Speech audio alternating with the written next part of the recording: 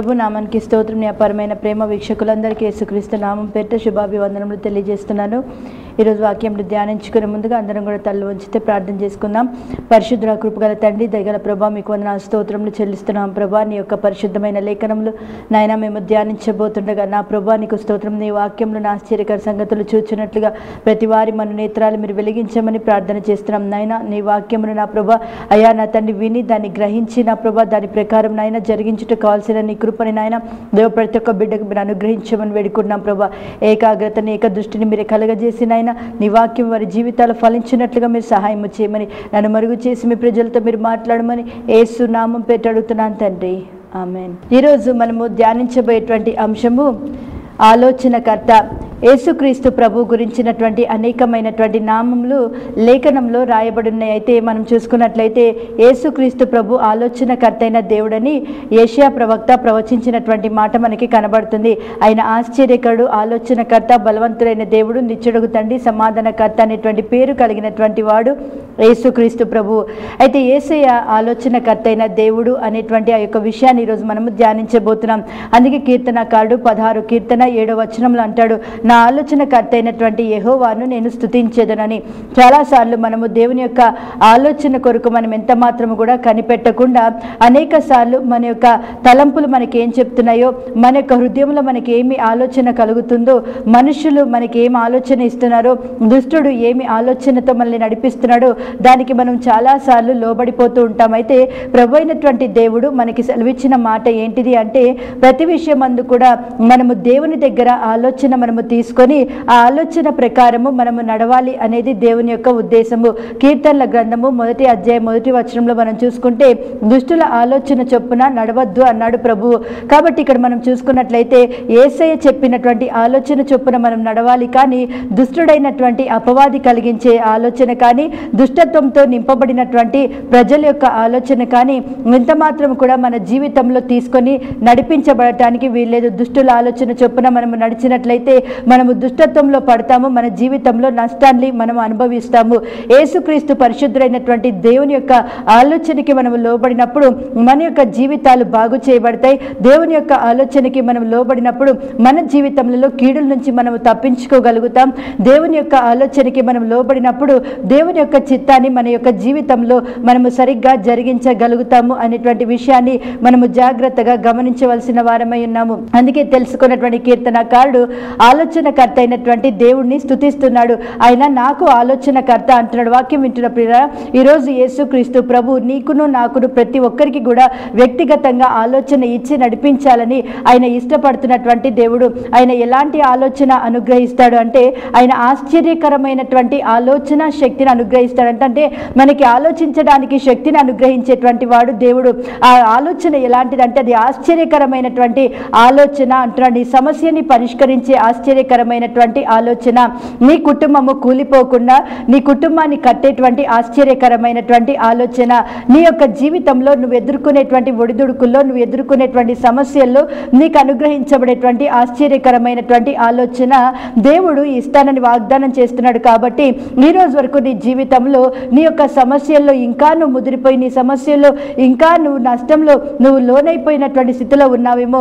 ఎందుకంటే నువ్వు దుష్టుల ఆలోచనకి నువ్వు లోబడ్డావేమో, నీ యొక్క హృదయం ఏం చెప్తే ఆలోచనకి నువ్వు లోబడ్డావేమో. కానీ నువ్వు దేవుని ఆలోచనకి నువ్వు లోబడని కారణాన్ని బట్టి నీ జీవితంలో అనేకమైనటువంటి సమస్యల్ని నువ్వు ఎదుర్కొంటున్నావేమో.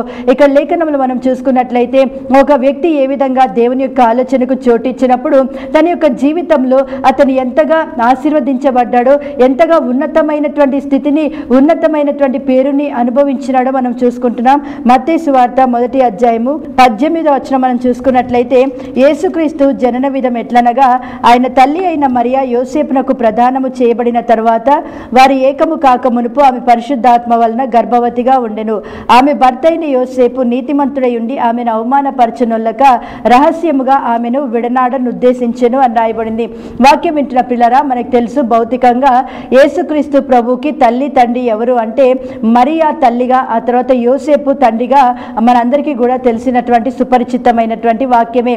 అయితే ఇక్కడ మనం చూసుకున్నట్లయితే ఈ యొక్క యోసేపుకి ఈ మరియా ప్రధానము చేయబడింది. అయితే వారు ఇంకా ఏకము కాలేదు అని లేఖనంలో మనం చూస్తున్నాం. వాక్యం వింటున్న అట్లాంటి అదొక సందర్భంలో ఇక్కడ పరిశుద్ధాత్మ ద్వారా మరియా యేసుక్రీస్తు ప్రభుని గర్భము ధరించినట్టుగా లేఖనంలో మనం చూస్తున్నాం. అంటే వీరు వారి ఏకము కాకమును అంటే వారు భౌతికముగా ఏకము కాకమునిపే ఈ యొక్క మరియా పరిశుద్ధాత్మ ద్వారా యేసుక్రీస్తు ప్రభుని గర్భము ధరించినట్టుగా లేఖనంలో మనం స్పష్టంగా చదువుతున్నాం. అయితే ఈ విషయము ఎప్పుడైతే ఈ యొక్క యోసేపుకి తెలిసిందో, తన యొక్క భార్య ఎంత మాత్రం తన యొక్క సహకారము సమ్మతి లేకుండా గర్భవతి అయింది అనేటువంటి విషయాన్ని ఎప్పుడైతే తను తెలుసుకున్నాడో, అతను కూడా మనలాంటి మనిషే కాబట్టి ఈ యొక్క యోసేపుకి అనేక రకాలైనటువంటి ఆలోచనలు వచ్చినాయి. అయితే ఆలోచనలో అతనికి కలిగినటువంటి తలంపు ఏంటిది అంటే, తన యొక్క భార్యని అతను రహస్యముగా విడనాడాలి అని అతను ఆలోచన కలిగి ఉన్నాడు. అంటే యోసేపు ప్రమేయం ఏమీ లేకుండా ఈ యొక్క మరియ గర్భవతిగా ఉండుట అనేటువంటి ఆలోచన ఈ యొక్క నీతిమంతుడైనటువంటి యోసేపుని చాలా కలవరపెట్టింది. తన లోపల చాలా భయాన్ని తీసుకొచ్చింది. లేఖనంలో మనం చూసుకుంటే నీతిమంతుడు విశ్వాసం మూలముగా జీవిస్తాడు, నీతిమంతుడు ధైర్యం కలిగి ఉంటాడు, నీతిమంతుని యొక్క ప్రార్థన దేవుడు ఆలకిస్తాడు. ఇలా నీతిమంతుని గురించి చూసుకున్నట్లయితే అనేకమైనటువంటి లేఖనాలు మనకి బైబిల్ గ్రంథంలో కనబడతాయి. బైబిల్ ఏమంటుందంటే, ఈ యొక్క యోసేపు నీతిమంతుడై ఉండి తన యొక్క భార్య అయినటువంటి ఈ యొక్క మరియని ఎంత మాత్రం కూడా అవమానపరచనొల్లక, అంటే ఈ విధంగా మరియ గర్భవతి అయిందని చెప్పి తన కుటుంబం మధ్యలో కానీ తన వంశం మధ్యలో కానీ తను ఉంటున్నటువంటి ఆ యొక్క ప్రాంతంలో కానీ, ఇదిగో నా భార్య ఈ విధంగా పాపము చేసింది, ఈ విధంగా గర్భము ధరించింది అని ఇట్లా రకరకాలుగా అవమానపరచడానికి తనకి ఎంత మాత్రము ఇష్టము లేదు. కానీ తను రహస్యంగా తనని విడనాడాలి అని ఉద్దేశించినట్టుగా లేఖనం మనకి స్పష్టంగా తెలియపరుస్తుంది. మనం ఈరోజు లోకంలో చూసుకున్నట్లయితే చాలా మంది కూడా పురుషులు ఏదో ఒక సాకు చేత తమ యొక్క భార్యల్ని విడిచిపెట్టాలి, వారి యొక్క భార్యలకి పరిత్యాగ పత్రిక ఇవ్వాలి అనేటువంటి ఆలోచన కలిగిన వారు చాలా మంది ఉంటారు. ఈరోజు మనం చూసుకున్నట్లయితే ఒకవేళ వారి యొక్క కుటుంబ జీవితంలో ఎప్పుడైతే పిల్లలు కనకపోట ఆ యొక్క పురుషులు చూస్తున్నారో, వారు వెంటనే ఏం చేస్తున్నారంటే తమ భార్యల్ని విడిచిపెట్టేసి ఇంకొక స్త్రీని పిల్లలు కనుట కొరకు ఇంకొక స్త్రీని వివాహము చేసుకోవాలి అనే ఆలోచన కలిగినటువంటి పురుషులు కూడా లేకపోలేదు. ఆ తర్వాత పిల్లల విషయంలో ఏదన్నా తప్పు జరిగినా, లేదంటే వంట విషయంలో ఏదన్నా తప్పు జరిగినా, ఏ తప్పు జరిగినా సరే ఈ పురుషుడు తన భార్యను విడిచిపెట్టాలన్న ఉద్దేశము కలిగి ఉన్నాడు. కాబట్టి కట్నం సరిగా తేలేదనో, లేకపోతే తన భార్య అందంగా లేదనో, లేదంటే తన భార్య ఇతర స్త్రీల వలె తను కోరుకున్న విధానంగా లోకానుసారంగా మోడ్రన్ గా లేదనో, లేదంటే ఇలాంటి రకరకాల అనేకమైన తలంపుల్ని బట్టి అనేకమైనటువంటి ఆలోచనలు బట్టి ఈరోజు చాలా మంది కూడా దేవుడు ఏర్పాటు చేసినటువంటి వివాహ బంధము అది పరిశుద్ధమైనటువంటి వివాహం అనేటువంటి గ్రహింపు లేకుండా అనేక విధాలుగా భార్యని విడిచిపెట్టాలనే ఆలోచన కలిగిన వారు ఉన్నారు ఈ లోకంలో. అనేకుల్ని మనం చూస్తున్నాం. కాబట్టి వాక్యం వింటున్నటువంటి భర్తలారా, మీరు మీ భార్యల్ని మీరు విడిచిపెట్టాలి అనే ఆలోచన కలిగి ఉన్నారా? మీ భార్యల్ని నలుగురు మధ్యలో అవమానపరిచి ఏదో ఒక విధంగా వాళ్ళకి డైవర్స్ ఇచ్చేసి వాళ్ళని విడిచిపెట్టేసి వేరొక స్త్రీని చేసుకోవాలి అనేటువంటి తలంపు మీరు కలిగి ఉన్నట్లయితే దేవుని దృష్టిలో మీరు వ్యభిచారము చేసినట్టు అని వాక్యము స్పష్టంగా సెలవిస్తుంది. దేవుడు ఏర్పాటు చేసినటువంటి ఈ యొక్క నిబంధనలు, పెళ్లినాట మీరు చేసినటువంటి ప్రమాణాలకి మీరు ఖచ్చితంగా దానికి లోబడి దానికి కట్టుబడి మీరు జీవించాలని దేవుని లేఖనం హెచ్చరిక చేస్తుంది. ఎందుకంటే పరిశుద్ధ మందిరంలో పరిశుద్ధ దేవుని ఎదుట మీరు ఇద్దరు కూడా చేతులు కలిపి ప్రమాణము చేసినటువంటి ఆ మాటలు జీవిత కాలం కూడా జ్ఞాపకం ఉంచుకోవాలి. ఏ పరిస్థితి వచ్చినా ఒకరిలో ఒకరు తప్పిదము జరిగినప్పటికీ కూడా దేవుని సన్నిధికి వచ్చి ఇద్దరు కూడా దేవునితో సమాధానపడి ఒకరితో ఒకరు సమాధానపడి తిరిగి వారు వివాహ జీవితాన్ని కొనసాగించాలి. కానీ చిన్న చిన్న సమస్యలు, దుష్టుడైనటువంటి అపవాది భార్యాభర్తల మధ్యలో సమస్యలు రేపుతూనే ఉంటాడు, కలహాలు రేపుతూనే ఉంటారు, ఒకరి మీద ఒకరికి అనుమానం అనేది వాడు తీసుకొస్తూనే ఉంటాడు. కానీ ఎంత మాత్రం కూడా దుష్టుడు తీసుకొచ్చేటువంటి ఆ యొక్క క్రియలకి లోబడకుండా, వాడు వేసే తలంపులకి వాడు ఇచ్చే ఆలోచనకి ఎంత మాత్రం కూడా లోబడకుండా ఈ భార్యాభర్తలు కూడా దేవుడు వారికి ఇచ్చేటువంటి ఆలోచన కొరకు కనిపెట్టుకొని ఆ ఆలోచనకి లోబడాలి అనేది దేవుని యొక్క ఉద్దేశం ఉంటుంది. కాబట్టి ఈరోజు వాక్యం వింటున్నటువంటి పురుషులు ఎంత మాత్రం మీ జీవితంలో మీ యొక్క భార్యల్ని విడిచిపెట్టడానికి మీరు ఎంత మాత్రం కూడా ఇష్టపడకూడదు. నీ యొక్క హృదయంలో వేరొక స్త్రీ ఉండుట కారణాన్ని బట్టి, వేరొక స్త్రీని నువ్వు ప్రేమిస్తున్న కారణాన్ని బట్టి ఈ రోజు నీకు నీ భార్య ఒక అసహ్యకరంగా, నీ భార్యని తృణీకరించే విధంగా, నీ భార్యని ద్వేషించే విధంగా, నీ భార్యని ఇంకొక స్త్రీని బట్టి నువ్వు నిరాకరిస్తున్నటువంటి స్థితిలో ఉండి ఆమెను విడనాడాలని ఉద్దేశించినట్లయితే దేవుడు ఎంత మాత్రం కూడా నిన్ను విడిచిపెట్టడు అనేటువంటి విషయాన్ని కూడా నువ్వు గ్రహించాలి. నిజంగా నువ్వు దేవుని యొక్క సన్నిధిలో ప్రమాణం చేసిన వాడివైతే, నువ్వు దేవుని ఎడల భయభక్తులు భయభక్తులు కలిగినటువంటి వాడివైతే ఈ లోకము చేస్తున్న విధానంలో ఎంత మాత్రం కూడా నువ్వు చేయటానికి వీల్లేదని దేవుని సేవకురాలుగా హెచ్చరిక చేస్తున్నాను. ఇక్కడ లేఖనంలో మనం చూసుకున్నట్లయితే ఈ యొక్క నీతిమంతుడైనటువంటి యోసేపు తన యొక్క పరిస్థితి చాలా భయంకరమైనటువంటి పరిస్థితి, తనకి ఏం చేయాలో అర్థం కానటువంటి పరిస్థితి, తన హృదయం చాలా కలవరపడుతున్నటువంటి పరిస్థితి. ఇది ఎలాగ జరిగింది, ఎలాగా తనకు ప్రధానము చేయబడినటువంటి ఈ యొక్క కన్యక ఏ విధంగా ఇట్లా గర్భము ధరించింది? ఎందుకంటే మరియా ఎలాంటి దీన స్థితి కలిగినటువంటి ఆ యొక్క స్త్రీను, ఆ తర్వాత తను ఎలాంటి దేవుని భయభక్తులు కలిగినటువంటి స్త్రీను, ఇవన్నీ కూడా తెలుసు యోసేపుకి. అయినప్పటికీ కూడా ఇక్కడ జరిగినటువంటి యొక్క పరిస్థితిని బట్టి, జరిగినటువంటి యొక్క కార్యాన్ని బట్టి తను ఎంత మాత్రం కూడా అది తీసుకోలేకపోతున్నటువంటి ఒక పరిస్థితి మనం లేఖనంలో చూస్తున్నాం. అయితే అప్పుడు తనకి కలిగినటువంటి ఆలోచన, తనకి కలిగిన ఉద్దేశం ఏంటిది అంటే ఆమెని అవమానపరచడానికి తను ఇష్టపడలేదు. ఎందుకంటే ఈ యొక్క మరియా ఎలాంటి గుణగణాలు కలిగినటువంటి కన్యకను ఈ యొక్క యోసేపుకి తెలుసు. కాబట్టి ఈ యోసేపు భయభక్తులు కలిగినటువంటి ఆ యొక్క మరియని వివాహము చేసుకోవడానికి తను ఇష్టపడ్డాడు. అయితే ఇక్కడ మనం లేఖనంలో చూసుకున్నట్లయితే తను ఆమెను ఎంత మాత్రం కూడా అవమానపరచకుండా, ఈరోజు చూస్తున్నాం ఎంత అసహ్యకరంగా భార్యల గురించి మాట్లాడే భర్తలు లేకపోలేదు, ఎంత దుర్భాషలాడుతున్నటువంటి భర్తల్ని ఈ లోకంలో మనం చూస్తున్నాం. క్రైస్తవులుగా పిలువబడుతున్న వారు సహితము భార్య కూడా తనలాంటి ఒక సాటి అయినటువంటి మనిషి అని చెప్పి గౌరవము లేకుండా, ఎంత మాత్రము ప్రేమ లేకుండా భార్యని కేవలము తన శరీరాశలు తృప్తిపరచుకోవడానికే వాడుకుంటున్నటువంటి భర్తలు ఈ లోకంలో ఎంతో మందిని మనం చూస్తున్నాం. భార్యని ప్రేమించకుండా, గౌరవించకుండా, భార్యని నలుగురు మధ్యలో అవమానపరిచేవారు. ఆ తర్వాత వారి యొక్క స్నేహితులు వచ్చినప్పుడు అతను వారి యొక్క భార్యని అందరి మధ్యలో, పురుషుల మధ్యలో అవమానపరిచేటువంటి భర్తలు కూడా ఈ లోకంలో లేకపోలేదు. ఈ రోజు వాక్యం వింటున్న నువ్వు అలాంటి భర్తగా నువ్వు ఉన్నట్లయితే దేవుని సన్నిధిలో నువ్వు పశ్చాత్తాపడి నీ భార్యతో నువ్వు తిరిగి సమాధానపడి, నీ భార్య కూడా గౌరవించాలి, నీ భార్యను నువ్వు ప్రేమించాలి, నీ బాధ్యత దేవుడు ఏమైతే పెట్టాడో ఆ బాధ్యతని సరిగ్గా నువ్వు నిర్వర్తించాలి. నలుగురు మధ్యలో నువ్వు ఎంత మాత్రం నీ భార్యను అవమానపరచడానికి ఎంత మాత్రం కూడా వీల్లేదనే విషయాన్ని నువ్వు గమనించాలి. నీ భార్యకి నువ్వు శిరస్సేమో, అయితే నీకు శిరస్సు యేసు అని నువ్వు తెలుసుకోవాలి. నీ భార్యను అవమానపరుస్తున్నావంటే నీకు శిరస్సు అయినటువంటి దేవుణ్ణి కూడా నీ ప్రవర్తన ద్వారా అవమానపరుస్తున్నావు అనేటువంటి విషయాన్ని నువ్వు గమనించుకోవాలి. ఈరోజు చాలా మంది కూడా నలుగురు మధ్యలో వాళ్ళ భార్య గురించి అపహాస్యంగా మాట్లాడడము, హేళనగా మాట్లాడడం, తిరస్కారంగా మాట్లాడడము, ద్వేషించే విధంగా మాట్లాడడము, ఇలాంటి రకరకాల మాటలు అనేకం మనం వింటున్నాం. కానీ ఈరోజు ప్రభు అయినటువంటి దేవుడు అంటున్నాడు ఇది ఎంత మాత్రము కూడా తగదు అనేటువంటి విషయాన్ని ఈరోజు నీవు గమనించాలి. ఇక్కడ మనం చూసుకుంటే తను ఎంత మాత్రం కూడా ఆ మరియని అవమానపరచకుండా రహస్యంగా విడనాడాలి అని ఉద్దేశిస్తూ ఉన్నాడు. ఇక్కడ 20వ వచనంలో చూసుకుంటే అతడి సంగతులను గురించి ఆలోచిస్తున్నాడంట. ఎట్లా జరిగింది? ఈమె చాలా దేవుని భయభక్తులు కలిగినటువంటి బిడ్డ కదా, దీనురాలి కదా, మంచి స్థితిలో ఉన్నటువంటి బిడ్డ కదా, ఎందుకు ఇట్లాగా ఈ కార్యము జరిగింది? ఎలా జరిగింది ఈ కార్యము?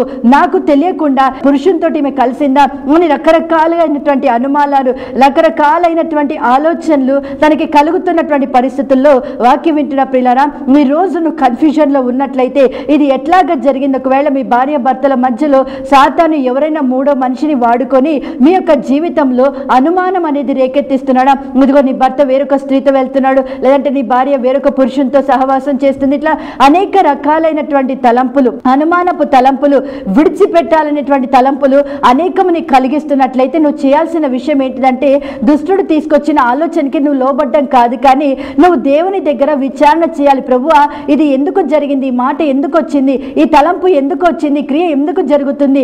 దేనిని బట్టి ఇట్లా జరిగింది ప్రభు అని నువ్వు దేవుని సన్నిధిలో ఎప్పుడైతే నువ్వు ప్రార్థన చేయడం ఆరంభిస్తావో ఆ రోజు నీతిమంతుడైనటువంటి యోసేపుకి ఎలాగైతే దేవాది దేవుడు తన ఆశ్చర్యకరమైనటువంటి ఆలోచన ఎలా అయితే అనుగ్రహించాడో నీకు కూడా నీ కుటుంబం విడిపోకుండా, మూడో ఒక మనిషి మీ మధ్యలో అతిశయపడకుండా, శత్రువైనటువంటి సాతాను మీ కుటుంబ జీవితాన్ని బట్టి వాడు ఎంత మాత్రం కూడా సంతోషించకుండా నీవు దేవుని దగ్గర విచారణ చేయాలి, దేవుని దగ్గర నువ్వు ఆలోచన అడగాలి. అయితే ఇక్కడ యోసేపు, నీతిమంతుడైన యోసేపు అనేకమైనటువంటి విషయాలన్నీ కూడా ఆలోచిస్తున్నటువంటి వేళ దేవుడు చూడండి తనలో ఉన్నటువంటి కలవరాన్ని, తనలో ఉన్నటువంటి భయాన్ని ఏ విధంగా తొలగించాడో మనకి లేఖనం స్పష్టంగా తెలియపరుస్తుంది.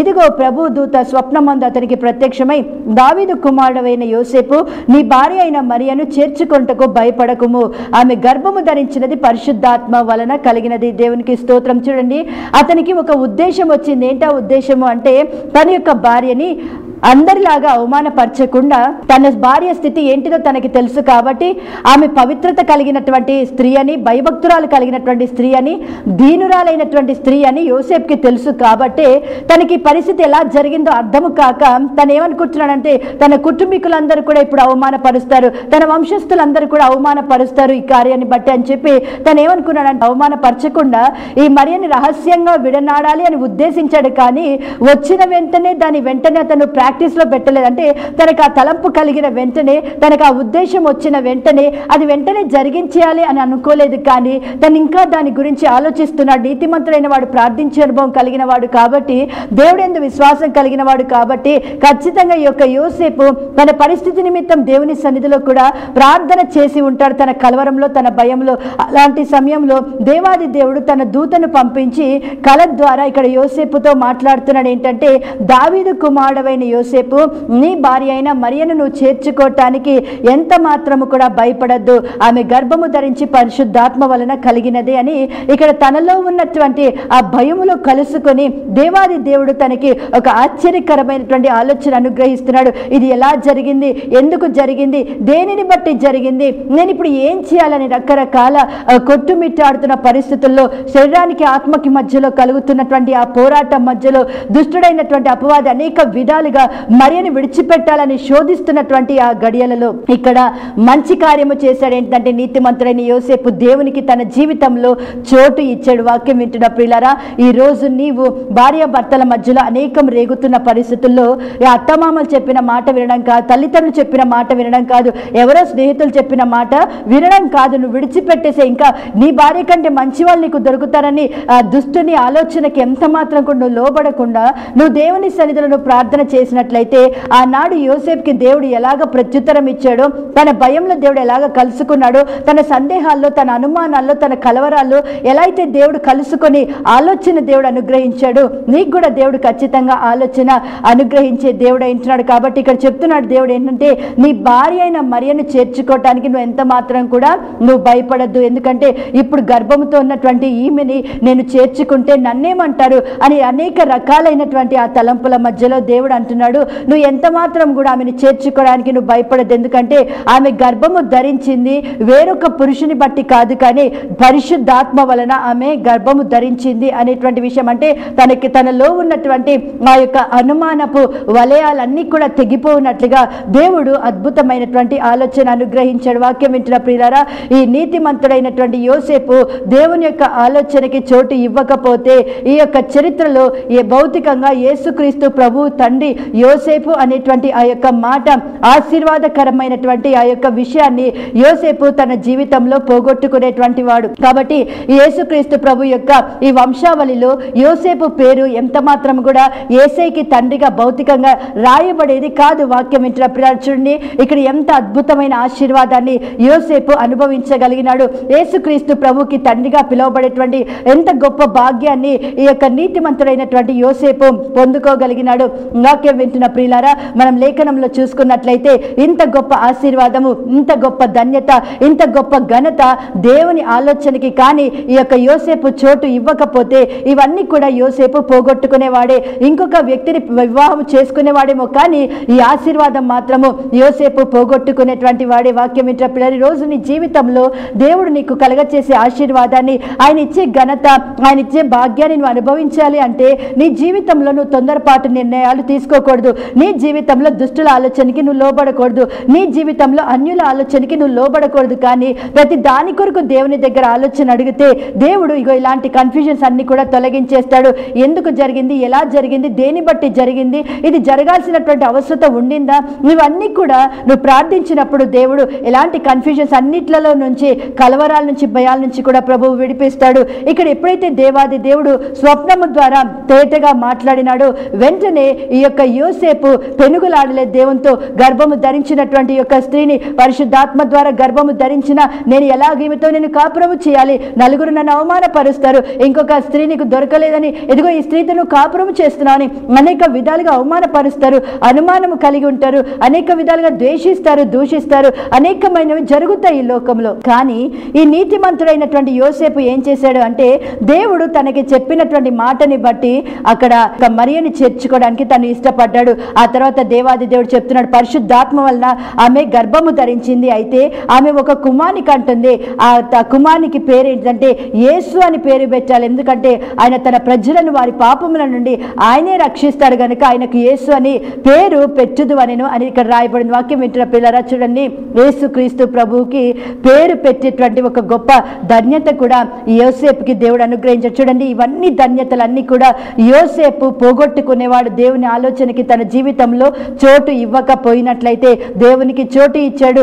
దేవుడు తనకి ఇచ్చినటువంటి ఆజ్ఞ చొప్పున తన యొక్క భార్య అయినటువంటి మరియని చేర్చుకోవడానికి ఇష్టపడ్డాడు. అయితే తన యొక్క గర్భంలో ఎవరు జన్మిస్తారో అతను ఏమై ఉంటాడో కూడా దేవాది దేవుడు చెప్పినప్పుడు యేసుక్రీస్తు ప్రభు తన ప్రజలను వారి పాపం నుంచి రక్షిస్తాడని, కనుక తనకి యేసు అని పేరు పెట్టాలనేటువంటి మాట తనకి తెలియపరచబడినప్పుడు ఈ యొక్క యోసేపు చాలా సంతోషించాడు. దేవుని చిత్తము జరిగించడానికి కూడా యోసేపు ఇష్టపడ్డాడు. 22వ వచనంలో మనం చూసుకుంటే, ఇదిగో కన్యక గర్భవతి అయి కుమారుని కన్ను, ఆయనకు ఇమ్మానుయేలు అని పేరు పెట్టుదురు అని ప్రభు తన ప్రవక్త ద్వారా పలికిన మాట నెరవేరినట్లు ఇది అంతయు జరిగెను. అయితే యోసేపు ఇది ఎలా జరిగింది అని అనేక రకాల ఆలోచనలో ఉన్నప్పుడు దేవాది దేవుడు తనకి కలిగినటువంటి ఆ యొక్క ఆలోచనలో ఆయన మాట్లాడుతున్న విషయం ఏంటిదంటే, ప్రభు తన ప్రవక్తల ద్వారా కొన్ని సంవత్సరాల క్రితము చెప్పినటువంటి మాట, ఇదిగో కన్యక గర్భవతే కుమారుని కంటుంది, అతనికి ఇమ్మానుయేలు అని పేరు పెడతారు అనేటువంటి ఈ మాట కొన్ని సంవత్సరాల క్రితమే ప్రవక్తల నోట దేవుడు పలికించిన ఈ ప్రవచనపు మాట నెరవేర్చబడినట్లుగా ఇదంతా కూడా జరిగింది యోసేపు. అందుకనే మరియా పరిశుద్ధాత్మ ద్వారా ఆమె గర్భము ధరించింది.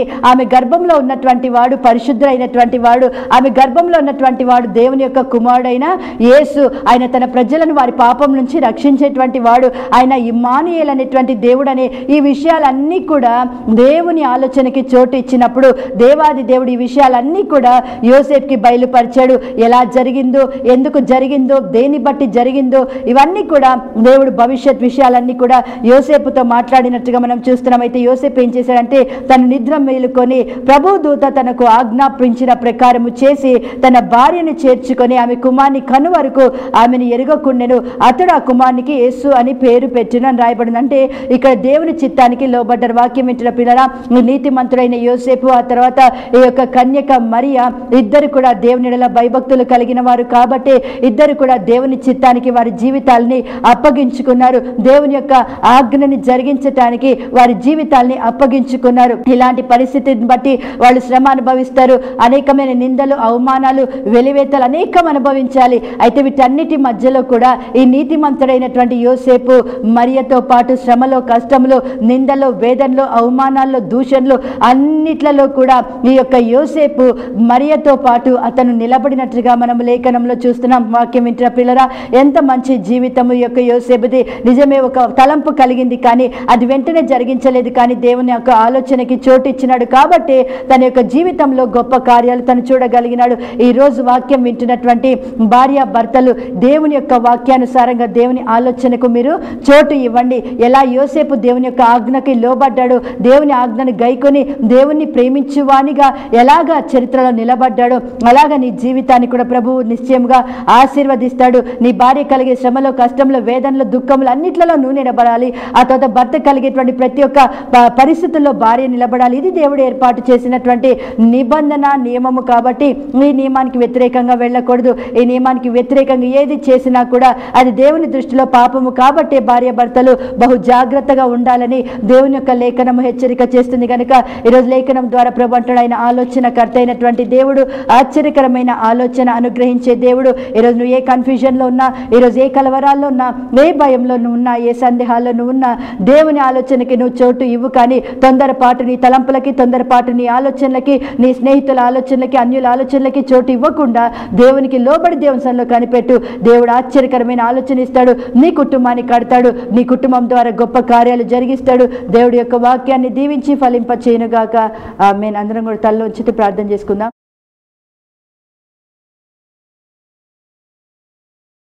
పరిశుద్ధ ప్రేమగల మా ప్రియ తండ్రి, మీకు వందనాలు, స్తోత్రం, కృతజ్ఞతలు చెల్లిస్తున్నాం ప్రభువా.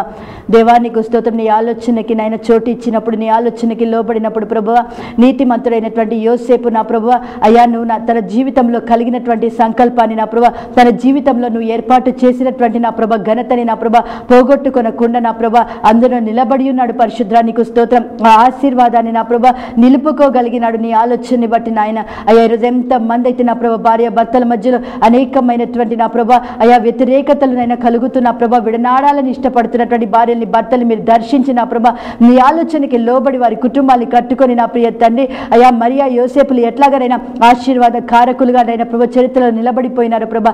అట్లా వీరి జీవితాలు, వీరి వివాహ జీవితం కూడా అనేకులకు ఆశీర్వాద కారణంగా ఉండినట్టుగా ప్రతి భార్యని ప్రతి భర్తను మీరు దీవించమని వేడుకుంటున్నాం దేవ. ప్రతి విధమైన అక్రమ సంబంధాలు, ప్రతి విధమైన తను విడిచిపెట్టాలి అనేటువంటి ఆలోచనలు యేసు నామం పెట్టి నేను పడగొడుతున్నాను నాయన. అయా కూలిపోయిన కుటుంబాన్ని సహితము రాజా మీరు కల్పమని వేడుకుంటున్నాం. ఐక్యత, ప్రేమ, సమాధానం వారి మధ్యలో స్థాపించిన ప్రభా నీ ఆత్మ కార్యం వారి జీవితాల్లో జరిగించమని యేసు నామం పేట ఎంతమంది నైనా భార్య భర్తలు ఈ వాక్యం విన్నారు నైనా ఒకరితోకరు సమాధానపడి ఇద్దరు నీతో సమాధానపడి నా ప్రభా అయా నీతో కలుసుకునేటువంటి జీవితం వారికి అనుగ్రహించమని, వారి మీద ప్రేమను నైనా ప్రభా యేసు నామంలో నేను విడుదల చేస్తున్నాను ప్రభా. సందేహాలు, అనుమానాలన్నీ యేసు క్రీస్తు నామం పేట నేను పడగొడుతున్నాను నాయన. యేసు వారిని ఆశీర్వదించి అద్భుతాన్ని మీరు జరిగించి వారి గర్భము తెరిచి నా ప్రభా వారి కుటుంబ జీవితాన్ని మీరు ఫలింపచేయమని యేసు నామం పేరు అడుగుతున్నాను తండ్రి. ఆమేన్. దేవుడు మిమ్మల్ని సమృద్ధిగా దీవించును గాక. ఆమేన్.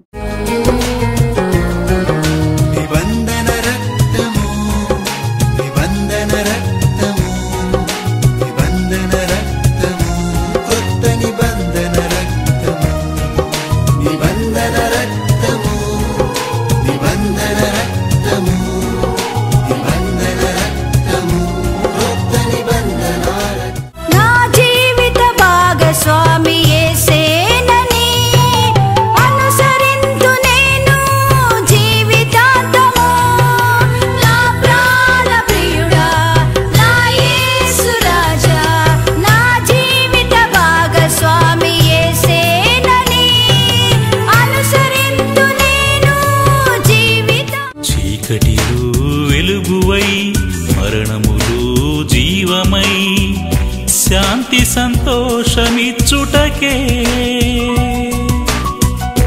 రిక్తుడైనాడు యేసు.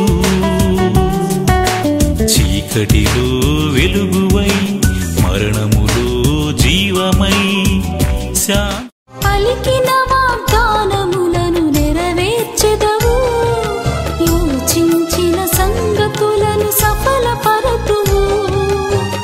యేసయ్యా నా యేసయ్యా, యేసయ్యా నా యేసయ్యా, యేసయ్యా నా యేసయ్యా. ఆపత్కాలమున నమ్మదగిన సహాయము నీవే, ఆపత్కాలమున నమ్మదగిన సహాయము నీవే. యాకోబు దేవుడా నా ఆశ నీవేనయ్యా, యాకోబు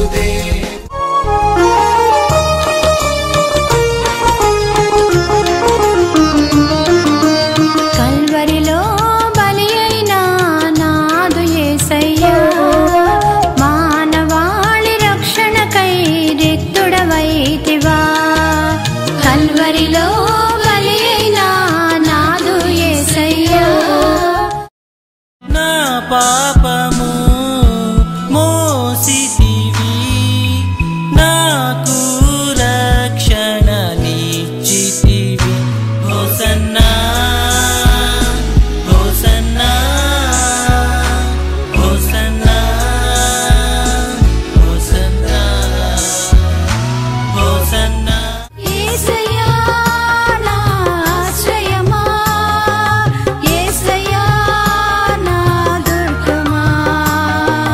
యేసయ్యా నా ఆశ్రయమా, యేసయ్యా నా దుర్గమా. ఆపత్కాలమున నమ్మదగిన ఈ సిడీస్ కావాల్సిన వారు సంప్రదించవలసిన మా చిరునామా ప్లాట్ నంబర్ 8 27-64/9 ఆదర్శ్ నగర్, నేరేడ్ మెడ్, సికింద్రాబాద్ 5,56,000. కాంటాక్ట్ చేయవలసిన మా ఫోన్ నెంబర్స్ 9885903327, 8686523183. దేవుడు మిమ్మల్ని సమృద్ధిగా దీవించును.